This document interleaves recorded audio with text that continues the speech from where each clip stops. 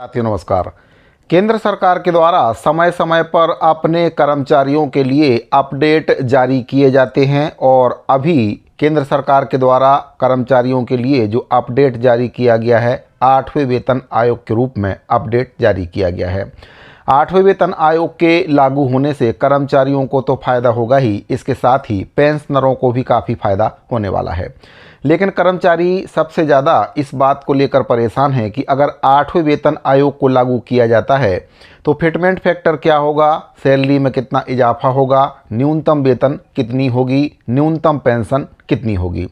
तो साथियों, आज के इस वीडियो में आपको इससे संबंधित बहुत ही महत्वपूर्ण जानकारी दूंगा। आपसे निवेदन है कि पहली बार अगर चैनल पर आए हैं तो चैनल को सब्सक्राइब जरूर करें, बेल आइकन को प्रेस करके उसको ऑल पर सेट कर लें, जिससे आपको कर्मचारियों से संबंधित सभी प्रकार की जानकारी लगातार इस चैनल के माध्यम से मिलती रहे। तो साथियों, जैसा कि आप सभी जानते हैं कि केंद्र सरकार के द्वारा 8वें वेतन आयोग के गठन को मंजूरी दे दी गई है। अब कर्मचारी उत्सुकतावश ये जानना चाहते हैं कि अगर 8वें वेतन आयोग की सिफारिशें लागू होती हैं तो फिटमेंट फैक्टर कितना होगा, न्यूनतम वेतन कितनी होगी, न्यूनतम पेंशन कितनी होगी। तो आपको बताना चाहूँगा कि 8वें वेतन आयोग के लागू हो जाने के बाद ना सिर्फ सरकारी कर्मचारियों को बल्कि सैन्य कर्मचारियों को भी लाभ होगा। इसके अलावा 8वें वेतन आयोग के लागू होने की वजह से केंद्रीय कर्मचारियों के विभिन्न समूहों को फायदा होगा। उम्मीद है कि 8वें वेतन आयोग के आने के बाद कर्मचारियों के बीच की जो असमानता है उसको खत्म कर दिया जाएगा। इस बार लेवल वाइज सैलरी बढ़ाई जा सकती है। इसके अलावा कर्मचारियों को महंगाई से निपटने में भी काफ़ी मदद मिलेगी। बात करें राज्य कर्मचारियों को क्या फ़ायदा होगा, तो आमतौर पर देखा जाता है कि जब भी केंद्र सरकार कर्मचारियों के लिए कोई निर्णय लेती है तो इसका लाभ राज्य के कर्मचारियों को भी दिया जाता है। ऐसे में जब केंद्र सरकार 8वें वेतन आयोग के तहत कर्मचारियों के वेतन को संशोधित करेगी तो इसके कारण कई राज्य सरकारों के कर्मचारियों के वेतन में भी बढ़ोतरी देखने को मिल सकती है। 8वें वेतन आयोग के गठन को मंजूरी मिल जाने के बाद केंद्रीय कर्मचारियों के वेतन में भी बढ़ोतरी देखने को मिलेगी, लेकिन ये पूरी तरह से इस बात पर निर्भर करता है कि 8वें वेतन आयोग के लिए सरकार किस तरह से फिटमेंट फैक्टर को लागू करती है। अगर केंद्र सरकार कर्मचारियों के फिटमेंट फैक्टर को बढ़ाती है तो इसका सीधा सीधा प्रभाव कर्मचारियों के वेतन पर पड़ेगा। 7वें वेतन आयोग में जो फिटमेंट फैक्टर रखा गया था 2.57 फिटमेंट फैक्टर लागू किया गया था। इसके हिसाब से जो न्यूनतम सैलरी थी 7,000 से बढ़कर 18,000 रुपये हो गई थी।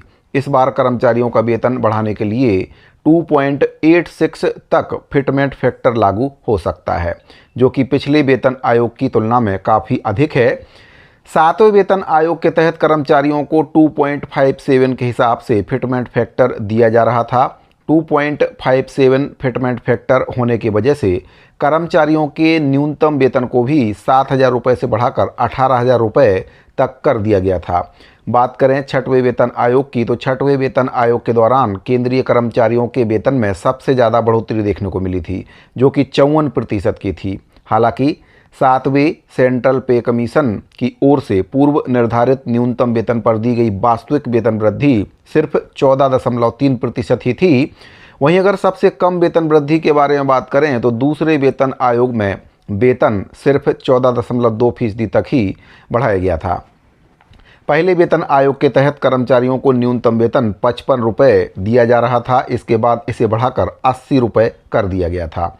अगर 8वें वेतन आयोग के तहत वेतन वृद्धि के बारे में बात करें तो 8वें वेतन आयोग के लागू हो जाने के बाद सरकारी कर्मचारियों की सैलरी में 25 से 30% की बढ़ोतरी देखने को मिल सकती है। कुछ जानकारों का यह भी मानना है कि 8वें वेतन आयोग के तहत कर्मचारियों के लिए फिटमेंट फैक्टर 2.6 से लेकर 2.90 के बीच में रखा जा सकता है। अगर केंद्र सरकार फिटमेंट फैक्टर को 2.86 के हिसाब से कर देती है तो इसके वजह से कर्मचारियों की जो न्यूनतम वेतन है 51,000 रुपये के करीब हो जाएगी। इस साल के डीए का भी कर्मचारियों को काफ़ी इंतज़ार है, जो जनवरी 2025 से लागू होना है, लेकिन इस बारे में अभी तक कोई भी स्पष्ट जानकारी सामने नहीं आई है। लेकिन ये माना जा रहा है कि मार्च की सैलरी में इसे दिया जा सकता है। अभी अखिल भारतीय उपभोक्ता मूल्य सूचकांक के आंकड़े आने बाकी है।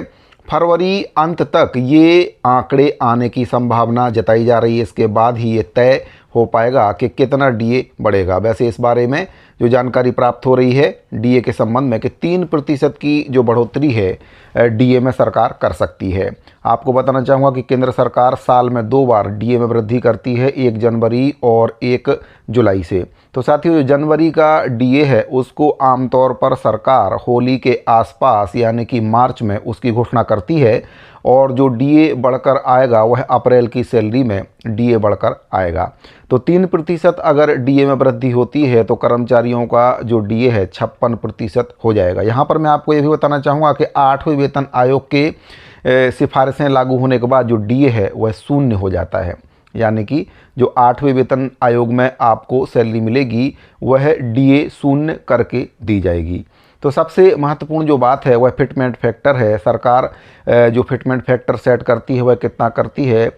जानकारों के मुताबिक जो फिटमेंट फैक्टर है 2.86 हो सकता है, क्योंकि इसकी मांग भी कर्मचारी संगठन पिछली बार कर रहे थे। तो इस बार हो सकता है सरकार जो फिटमेंट फैक्टर है उसको 2.86 लागू कर दे।